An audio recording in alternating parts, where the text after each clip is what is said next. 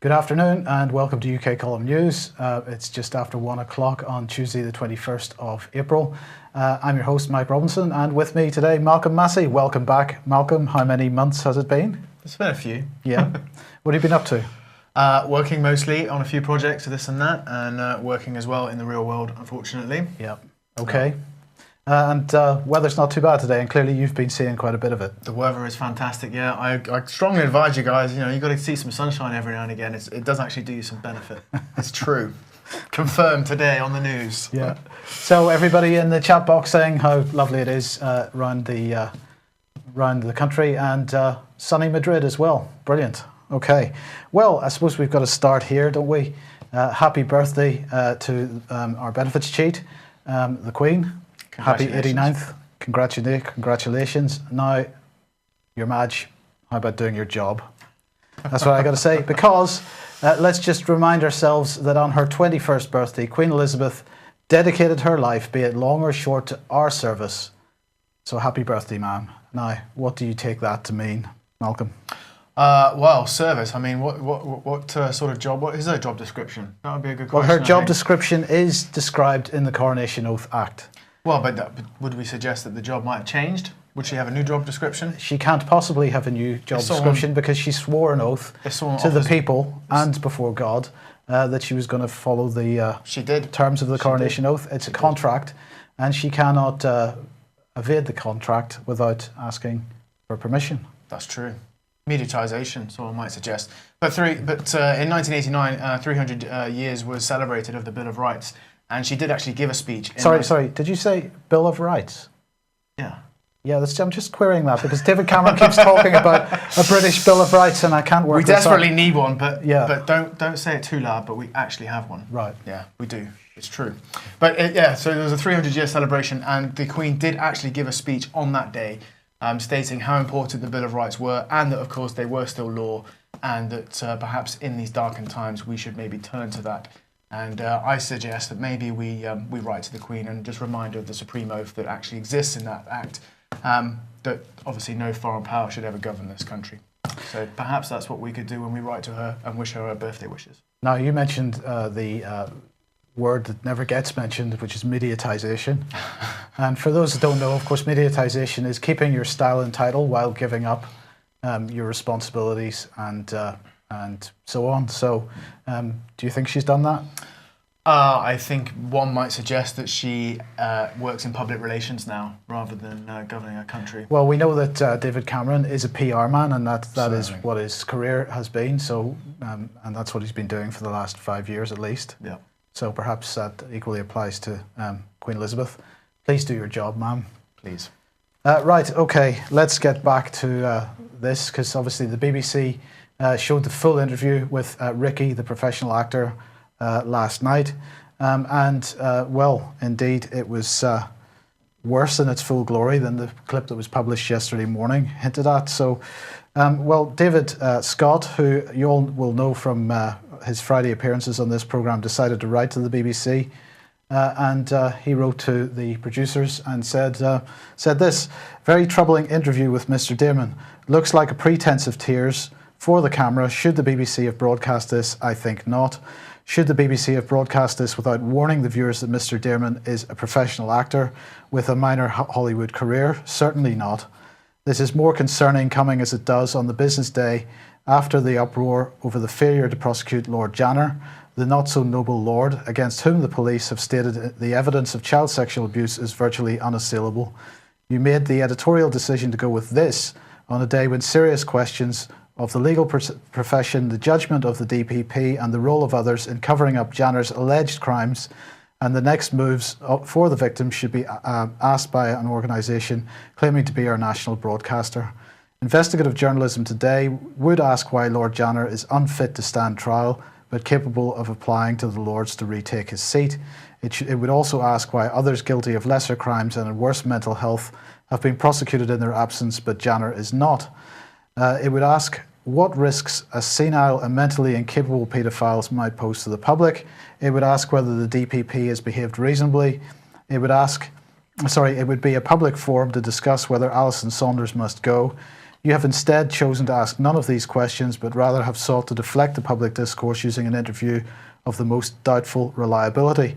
Survivors and public at large, who are rapidly losing whatever residual confidence in British justice they may have left, must look to the decision and conclude that the BBC, who covered up the abuse of Savile, are complicit in another cover-up.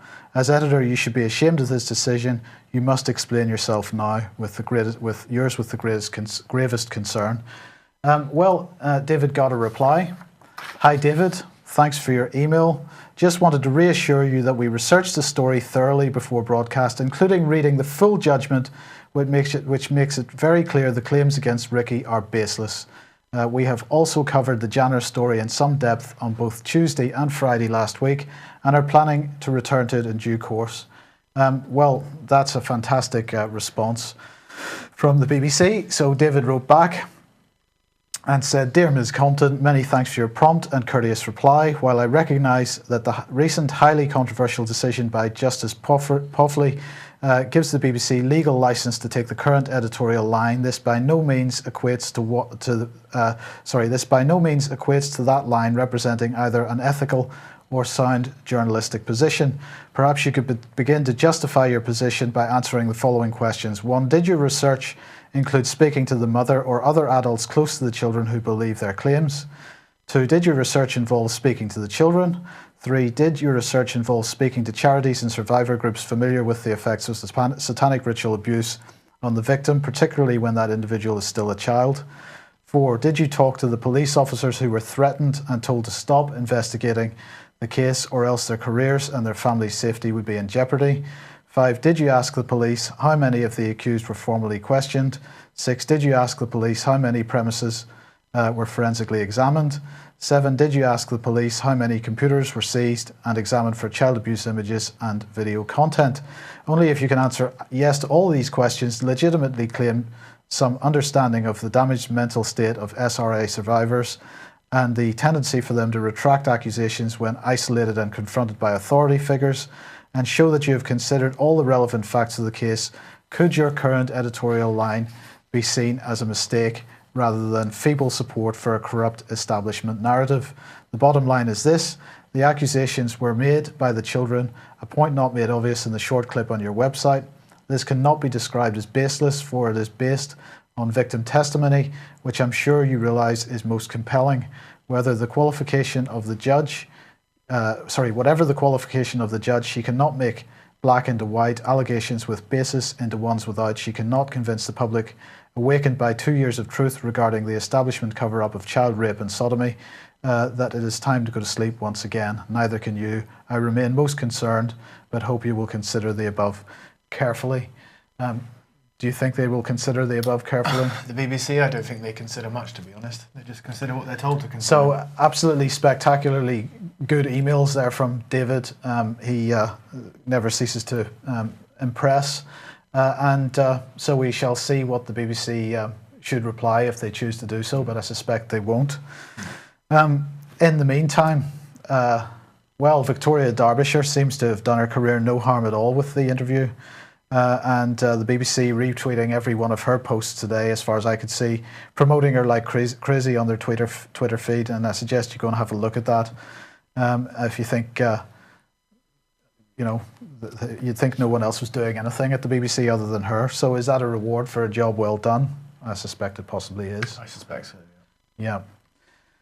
Okay, now yesterday we mentioned the Hampstead Research website. Now I just want to clarify that we do largely support what they're doing. So it was not meant, the comments yesterday weren't really meant as a criticism of this website or what they're doing at all. And we pointed out this piece of research that we're doing with regard to an IP address and websites that were associated with that IP address. And I made the point that, of course, this IP address belongs to a global hosting company, and you can't necessarily assume that that all the websites on that IP address belong to one individual.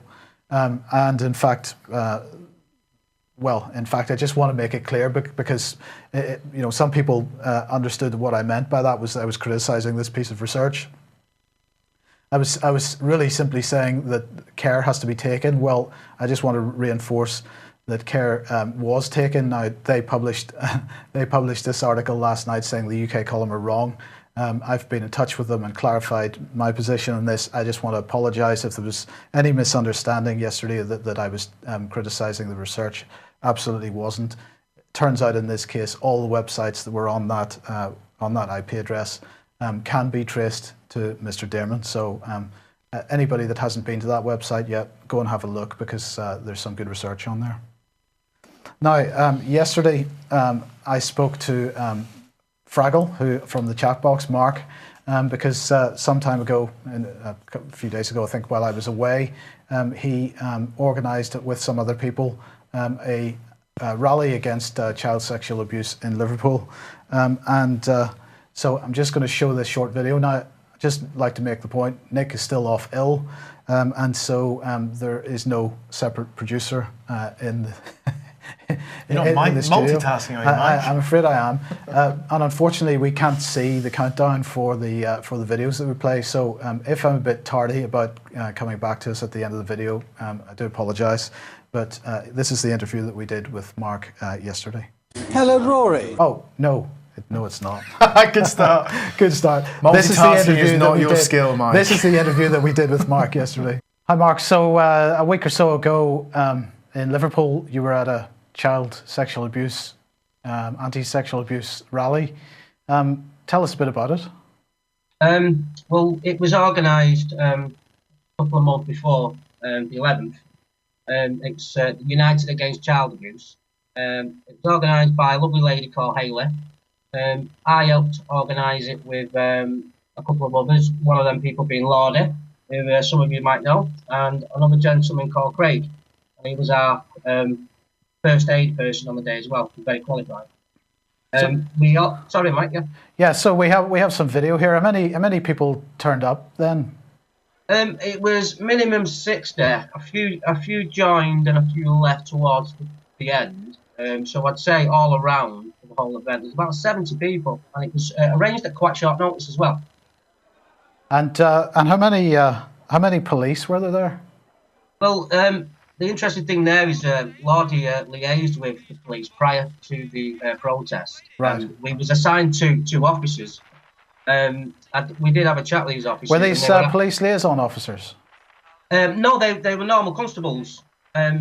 And there was a bit of a fracas with security when we arrived at Albert Docks, and the police jumped in and they took our side, and they stood to their oath.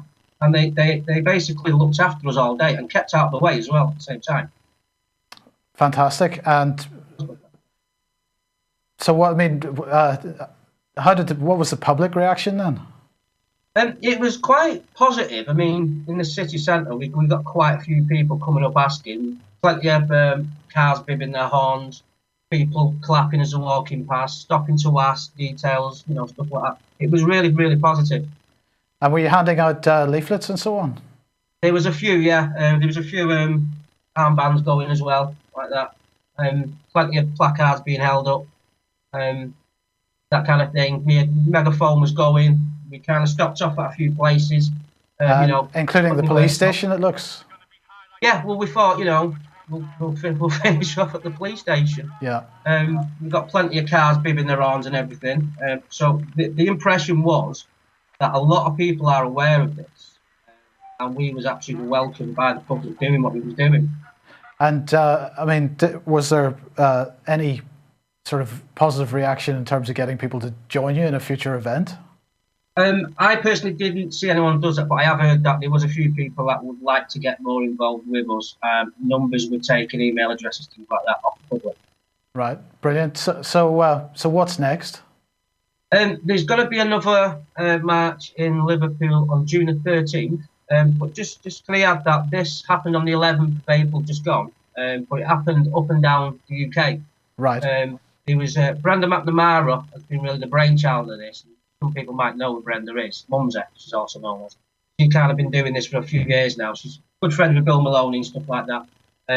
So the protests on the same day started in London, Manchester, Liverpool, Birmingham, Glasgow and Edinburgh. And being, obviously, with me networking with these people, there's going to be a lot of other areas that are going to be doing this in the future. So really, if anyone wants to do something, you know, you can get up and join this. If you get on Facebook and you put in United Against Child Abuse, you'll get the general Facebook page, and a lot of the work's been done from there. It's been absolutely brilliant. People really getting together. Yeah, this is fantastic. So we've got this event on May the 1st in Nottingham, which is the common law event, and more of these types of things happening now. So fantastic that people are starting to get away from behind the computer screens and out onto the streets, as it were, in a peaceful way, of course. Absolutely, yeah. I mean, as I said, we Lordy liaised with the police prior, you know, and we was literally assigned to officers. And obviously we had a quick brief when we all met up at Liverpool outside the museum, you know, saying like, you know, we're here to behave, blah, blah, blah. Don't give anyone any reasons, you know, to make things negative, you know. And like I say, only the security guards were the ones who stepped out of line, and the police were very quick in there, and they've done a brilliant job. And we sent a letter of thanks to them as well, because we thought they deserved it. Okay, well, that appears to have stopped perhaps a little bit early, but I do apologise about that. Right, so all I can say is well done, Mark, because that was a great day's exercise, and would like to see much more of this type of thing. And if you are running these types of events, please get us the details either before, so we can promote it for you, or and indeed show us some video afterwards, and perhaps come on the programme to discuss, just as Mark has. Well done, and hopefully the next one is even bigger. Okay, so let's see. Janner then himself, I just wanted to highlight this article in The Guardian because further questions raised about whether or not Janner should stand trial. In fact, what has come to light is that he only requested a leave of absence from the House of Lords 11 days ago. There's not really much more to be said about that. There really is a fairly big question about the diagnosis, and perhaps we'd like to see some kind of independent investigation into whether Lord Janner is fit to stand trial or not. Well, if he's fit to be a lord, it's either a poor reflection on the rest of the lords that are still sitting, or obviously someone's having a little bit of a sneak. Okay, let's change subjects. I was glad to see that Wonga announced a £34 million loss today, mainly because of the amount of money that they had to pay back to people that were actually deemed to be completely inappropriate to be Wonga customers in the first place, and loans that were written off. That's what it means. That's those loans that were written off. Guardian again here saying payday loans shaken up by a competition regulator. Do you think the competition regulator has really shaken up this industry? I personally think what's really happening is that we're seeing same way in most industries, we're seeing a reduction down into the bigger companies. So the sort of payday lenders that are going to suffer from this, if we can really feel any pity for them, which of course we can't, but if we were to, they're going to be the smaller ones. I think the companies like Wonga, they'll rebrand, they'll reform, and really it's those guys that are going to come out of this, and then we're going to see all the other ones fall aside. So really, I think, like in all this sort of reshaping of industry, I think really what we're seeing is just larger companies taking over. Consolidation and taking control of markets. Really, I think that's mainly what is happening here. Okay, so what you're saying is you're skeptical about the role of the competition regulator in this? Yeah, I am. I think competition really is, competition in its truest sense. If we're looking back at it over time, it could be deemed as a good thing. But I think in this day and age, with the rhetoric that comes around competition, really what we see is the opening of free trade. It's the same thing. It's the small guys that are going to suffer. The small businesses are going to be put out of business by the big corporations because they're forced to compete against these organisations that, of course, they can't compete against. Yes. So I think when we talk about whenever they say it's going to be more competitive, what they mean is that small businesses are going to go out of business. Yes. Really, that's what we're talking about. Okay, so moving along then, hated almost as much as payday loans companies, and of course we use them for various reasons, and we're not proud of it, but really we're kind of forced into it in many ways. PayPal, really, what is this about? PayPal, this is, sadly the title's been cut off a little bit there, but this really is about PayPal developing edible passwords with research on stomach acid powered pill. And so this is coming, basically, this whole article is coming from a talk which was given by Jonathan LeBlanc, who is head of the global head of developer evangelism. I can't even say evangelism Okay. at PayPal, which I think is quite a strange division in itself. And basically, he's revealed in his Kill All Password presentation that PayPal is currently developing an edible chip that will mean we will no longer need to use passwords. So according to Blanc, this technology, and this is a quote, this is a true integration with the human body. So anyone who's been reading my weekly Nudge articles that has really started to focus on transhumanism, because it's a topic that I find I'm quite passionate about. This really is another step in that direction. So this is billed as a life-changing chip that will basically be able to use its sensors and wireless transmitters to send information out into the world about our glucose levels and blood pressure, as well as managing all our passwords. Now, if we think about this, we've got a chip that we're swallowing that is sending out sensitive data to who we don't know, because it's not described in any of the articles, and presumably it's not given out to in Jonathan LeBlanc's talk. So it's sending out all this data, and that chip is holding not only our biometric data, such as our blood pressure and all of that really important stuff, which will presumably be sold to insurance companies and the like, but also our password data. And So- did they say how long this thing How far away transmits for, and how far? It doesn't say in the article how long this would be in the system for. No, I would presume that at some point it's going to degrade and it's going to pass through the digestive system. One would imagine. But what it's made out of, what it's actually emitting inside the body, as well as the RFID or any other sort of like radio wave that's been transmitted from inside the body, which we've already got people asking very serious questions about radio transmitters coming from mobile phones and from RFID chips and so forth.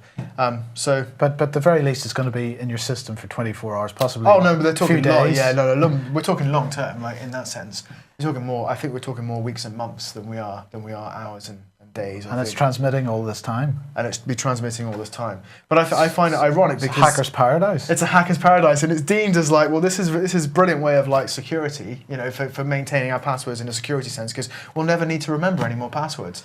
But of course, that's transmitting that data, and who knows where that data is going to.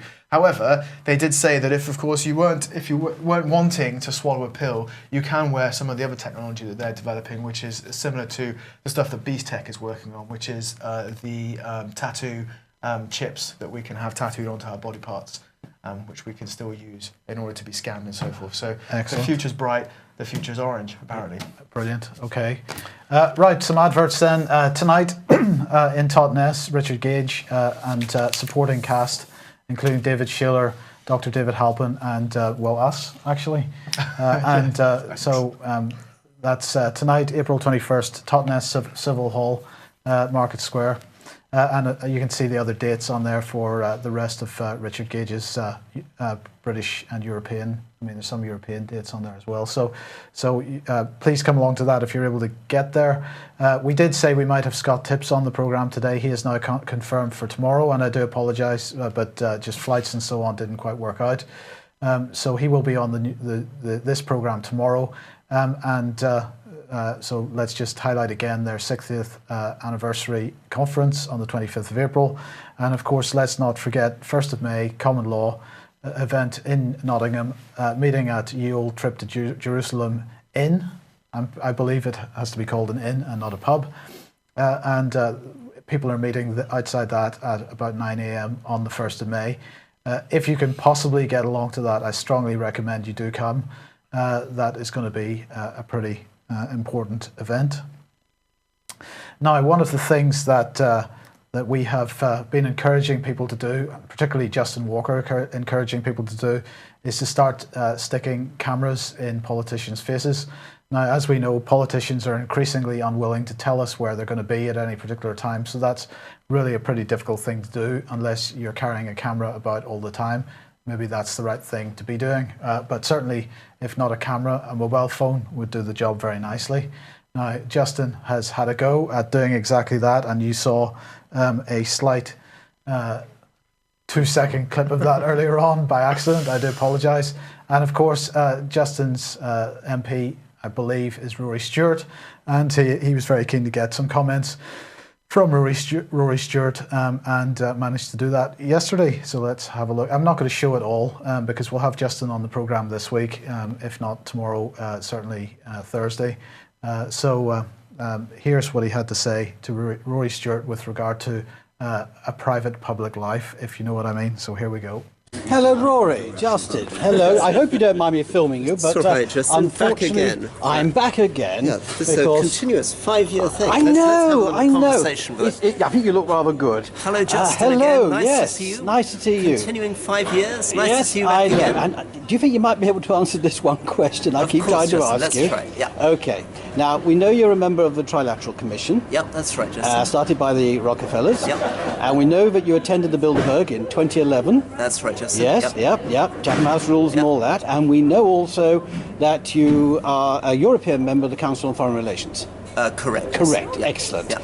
And they obviously discuss things behind closed doors, Chatham House rules. So the question I'm dying to ask you is, as an elected member of Parliament representing your electorate locally and the British people, is it right that an MP should have a private political career behind the scenes, which is not accountable, which is not transparent? Because none of the minutes are available from the Bilderberg, Trilateral, or the European Council on Foreign Relations.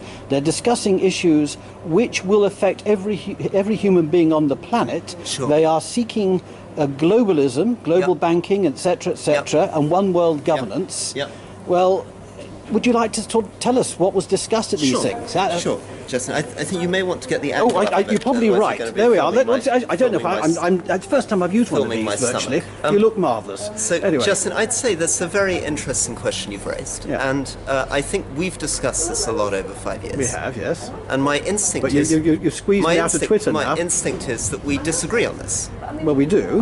I believe very, very strongly that one of the most important things in politics is the ability to continue both private and public conversations. Right. I believe public conversations are important, but politics without private conversations, without the ability to talk to people off the record, which is the Chatham House rule, would be a much, much poorer place. There would be no opportunity to explore ideas, there'd be no opportunity to talk about things, there'd be no opportunity to take risks. One of the problems with modern politics at the moment is the attempt to put everything in the public sphere creates a gotcha culture, a Twitter sphere culture, a social media culture, where the attempt is all the time to try to catch politicians out and make them seem ludicrous. As a result, if you were to force everything into the public transparent sphere, you would find politicians increasingly becoming robots.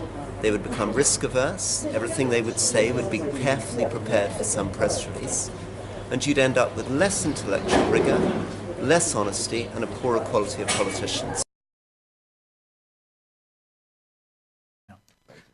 So what do you make of that? What do I make of that? I make that it seems like a politician that's squirming to describe why he needs to talk about things in private as such, because of course, as we know, he's going to private meetings with very prominent, powerful people, Bilderbergers and so forth. And of course, he doesn't want. Of course, he's going to find it derisive, because if he starts discussing with these people things that are actually counterproductive for our country, then he might find himself sitting on the outside when other people start ganging up on him. So. I'm afraid I agree, and I'm afraid, Mr. Stewart, while I applaud the spirit that you took the thing in, and kind of making a bit of fun out of it, at the end of the day, you weren't able to convince us, I think, that there's any justification for a private public life. If you put yourself in the public arena, then what you do in the public arena should be for the public, and you shouldn't be using your position as a public representative to go and not represent your public to the likes of the Bilderberg Group, the Trilateral Commission, and other vested interest groups like that. You've no justification for that. And my argument would be that if you are having private conversations that you don't want to have aired publicly, then what are you afraid of? Indeed. Maybe it's time to step down if you're having those conversations. At the end of the day, those politicians work for us, and therefore they should report back to us on what they're... Of course, they're supposed to work for us. Yeah. But in terms of private conversations, perhaps we want to make a little more public. This is particularly an area that we would like to get some public oversight on. What is Chilcot doing? he is bowing and scraping to Lord Tony Blair, as far as I can see, the King of England, who can do no wrong and can't be criticised. And because he can't be criticised, Chilcot is pushing this further and further back. And he's saying that the inquiry report will not be published until 2016. And he's saying that some further months, he could not give an accurate estimate of when it will be published, and that it's really because of the length of time it's taking to deal with politicians. I think it's only one politician, to be honest, who are facing criticism. You know, at the end of the day, Tony Blair is facing criticism because he took us into an illegal war. Yeah. He broke the law. That's why he's facing criticism. He should be facing a jury, and possibly in The Hague. That, you know, your opinion may vary, but that's my opinion. And Chilcot should just get this over and done with, so we can take this on to the next step. So perhaps a hashtag for Twitter. Publish the report. Right, what's going on here, Malcolm? Where are we? So we are mercury fillings. Well, dental amalgam, of course, is comprised of a mixture of lots of different types of metals, silver, tin and copper. And the liquid mercury is basically used to mix the components together. What this article is discussing is we have, I'm sorry if I say this wrong, I don't know who this person is, Jamil? Yeah, that's right. Yeah. Okay, so what she's saying is that she's had health issues before in the past, and they weren't corrected until she had the amalgam fillings removed. Well, dentists some dentists have come back and spoken out, and they say that basically when removing fillings, the mercury in our teeth can be released as vapour, and that can be absorbed into the bloodstream and the lungs, but that it will basically go into the kidneys, where it will be passed out harmlessly in the urine. This sentiment was echoed by Professor Damien Walmsley of the British Dental Association. He's a scientific advisor, who points to a review by the EU Commission Scientific Committee in 2008 that concluded that there was no risk from amalgam. Are these the same people that are likely to be suggesting there's no risk from fluoride? I think they're exactly the same sorts of people. Yeah. Okay. They might be working with the same sorts of people that might be suggesting that we have too many people on the planet as well, but you know, we're not quite sure on that. But it's not viewed as harmless by all countries. You have Sweden and Norway who have basically banned amalgam fillings, and you have Finland and Japan who are also on the move to ban these, which is basically a view to phasing it out because of this research that's quite recent that's basically linking mercury to a lot of illnesses, one of those being Alzheimer's. In 2012, there was a review of 106 studies published in the Journal of Alzheimer's Disease, suggesting that mercury from amalgams could be a causing factor of that disease. Now, the point is that mercury is, of course, one of the most toxic elements on the planet as far as like human beings are concerned. We have them being put into inoculations, we have them in our fillings, we even have them in our food as well. So it's something really to consider. One thing that has been suggested by other dentists is that if we are going to have our amalgam fillings removed, we should get it done by a proper person who specialises in that very same thing, because as has been pointed out in the article, when you have your fillings removed, there is a chance of inhaling even further mercury, which would be counterproductive. Yeah, there are people specialise in this area. Absolutely, yes. But I mean, I personally would support obviously the removal of fillings, but obviously it's a personal choice. Interesting article, I thought, though, because it's good that it's coming into the mainstream that, you know, mercury might actually be bad for us. Yeah, but apparently vitamins are bad for us as well. Vitamins are bad for us as well. Yeah, I caught this article while I was on the train. Actually, I was reading the Mirror on the train and on the way here. You didn't buy it, did you? Unfortunately, I did have to buy it. Sadly, I am looking after a friend's pet cat at home, so I do know what's going to happen to that paper by the time I get home. However, I did use it for this story. Okay. So another major story. We get a lot of major stories that are coming out today, but obviously we've got no names or organisations that are doing them. But this study is basically being conducted by Dr. Tim Byers, and it's concluded that taking too many vitamins can give you cancer. Now, the article headline is actually a little bit misleading. No. Couldn't be. I know. It's incredible to think that the Mirror, you know, might actually be misleading us, but it's true. Dr. Tim Byers, it wasn't like a sort of experiment or any sort of like clinical study as such, other than the fact that he was looking at works that spanned over the last 30 years. Now, I wouldn't want to suggest that he cherry-picked those studies. However, there were some very specific studies that were sort of blown up and then made out to sound as if, you know, that vitamins are really, really bad for us. However, his work mainly focused on vitamin E and folic acid and beta-carotene, and he concluded that if we exceed the recommended daily amount, which is what a lot of people are doing at the moment, then we have a chance of causing very serious illness to ourselves, and one of those illnesses being including cancer. Now, I find this interesting. I find the leading title headline, because it's a whole leading headline of the whole of the Mirror, which is the only reason why I bought it. Basically, I think is there to contradict like certain findings that are being found by other practitioners who are actually treating cancer with high doses of vitamin C. Now, all that information can be found in a documentary called Food Matters, and I'd recommend anybody who's interested in health to watch that, because a lot of physicians and so forth were interviewed in that documentary. And it's very interesting findings, especially to do with vitamin C and how it's being used to combat cancer. Because I think that the title wasn't saying some vitamins. It was saying it was suggesting that all vitamins, and I think that that's really important, because I think that vitamins might actually be the key in order to help keep us healthy. Shock horror. Right. Well, I think we might come back to this article tomorrow with Scott Tips, because of course what they said there was if you exceed the daily recommended amount, and of course it's Codex that's setting those recommended amounts at the moment. So we may come back to that one tomorrow. Yeah. And finally, from you today, Malcolm. Yes. We've all got to be scared of pets. Pets, yes. It's a little bit tongue-in-cheek, I think, this article. I don't think the actual the nudging element is tongue-in-cheek at all, but the way that I think that we need to look at this is it's a bit silly, because of course we've lived with pets for thousands of years. You know, they've even been revered as gods at some points, cats and so forth. You know, we've lived with dogs and animals within our close quarters for time immemorial. But of course now we're being led to believe that pets are dangerous. We've obviously had a plethora of articles over the last 2 years about dangerous dogs and how dogs are really harmful and so forth. Well, now it's suggested, due to a zoonotic study, which I don't know about Newspeak, but that seems quite interesting.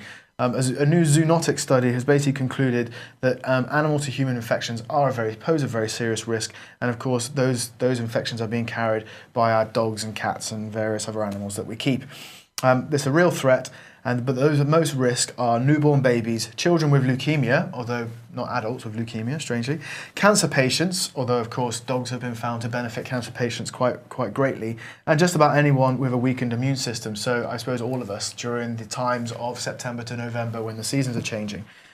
So one of the study's authors, Dr. Jason Stoll from the Department of Veterinary Preventative Medicine at Ohio State University in the US, has said that studies suggest physicians do not regularly ask about pet contact, nor do they discuss the risks of zoonotic diseases with patients, regardless of the patient's immune status. So I guess he's suggesting that we're all at risk. It doesn't matter about our immune status, whether we're ill or not. It's completely irrelevant. So the Daily Mail, the great Daily Mail, basically gave us a list of from what they quote safety experts, and these are suggested guidelines when dealing with pets. Okay, we should hand wash properly after pet contact, so I'm presuming that's after stroking your dog. We must discourage face licking by pets. We must wear protective gloves to regularly clean and disinfect animal cages, feeding areas and bedding. This is a strange one. We must locate litter boxes or trays away from areas where eating and food preparation take place. One would have thought that was common sense, but you know, in the world that we live in, perhaps not. We keep our litter tray on the cooker. Oh, do you? Yeah, it's funny that, because yeah, I keep mine next to the microwave and the and the chlorine-infested water that I drink on a regular basis. Okay, if you have a weak immune system, wait until it has strengthened before acquiring a new pet. Presumably your old pets are quite safe. So hold on, what do we do with our old pets whenever we get a weakened immune quarantine system? them, Mike, we Right. quarantine them. And of course, absolutely, this goes without any shadow of doubt. We should regularly schedule vet visits for all your pets so they can give them their inoculations, and you can pay your £50 to £100 for every monthly visit. Excellent. What a great article. Thank you very much, Daily Mail. Okay, and finally, we mentioned that last week Japanese maglev train had broken its own speed record. Well, it has done it again, as we said they would. And yesterday they managed to. What day is this? Tuesday. No, Tuesday. Today, earlier on today, they managed to actually exceed 374 miles per hour. I don't want to use the kilometers per hour number because I don't understand that. 374 miles per hour. So we can compare that to HS2 here, because in fact it's been recommended that the speed on that line, when it finally gets built, should be cut from 225 miles an hour to 185 miles an hour. to reduce carbon emissions. Excellent. Okay, that's us for today. Thanks for watching. See you at Totnes tonight if you're there, and we'll be back tomorrow at the usual time. Thanks very much. Thank you. Where's the closing titles? Oh, there we go.